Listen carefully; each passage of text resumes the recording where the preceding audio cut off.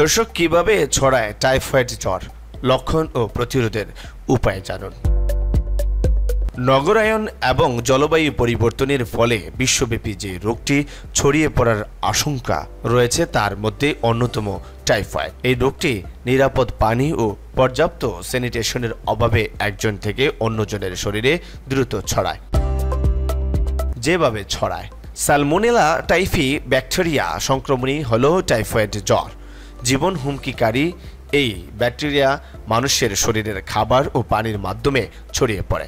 বিশেষজ্ঞরা বলছেন, হাত পরিষ্কার পরিচ্ছন্নতার অভাব, অপরিষ্কার খাবার গ্রহণে, টয়লেট ব্যবহারে সতর্কতা ও সালমোনেলা টাইফি ব্যাকটেরিয়া বাহক এমন ব্যক্তির সঙ্গে সহবাস করার ফলে টাইফয়েড রোগ দ্রুত ছড়িয়ে পড়ে।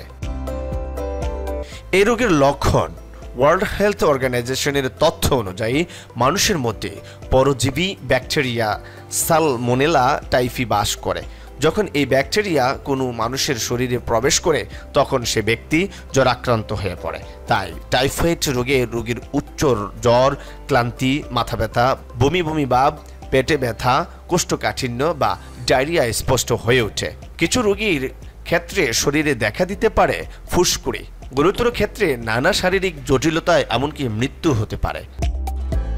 এ রোগের চিকিৎসা, রক্ত পরীক্ষার মাধ্যমে টাইফয়েড জ্বর নিশ্চিত হওয়া যায়। যদি টাইফয়েড জ্বরে আক্রান্ত হন তবে চিকিৎসকের পরামর্শ অনুযায়ী অ্যান্টিবায়োটিক ওষুধ খেতে হবে। চিকিৎসকের পরামর্শ অনুযায়ী অ্যান্টিবায়োটিক ওষুধের ফুল কোর্স সম্পূর্ণ করতে হবে। জ্বর ভালো হয়ে গেলে ওষুধ বন্ধ করা যাবে না। পাশাপাশি সাবান দিয়ে হাত ধোয়ার অভ্যাস গড়ে তুলতে হবে। ব্যক্তিগত পরিষ্কার পরিচ্ছন্নতা নিশ্চিত করতে হবে।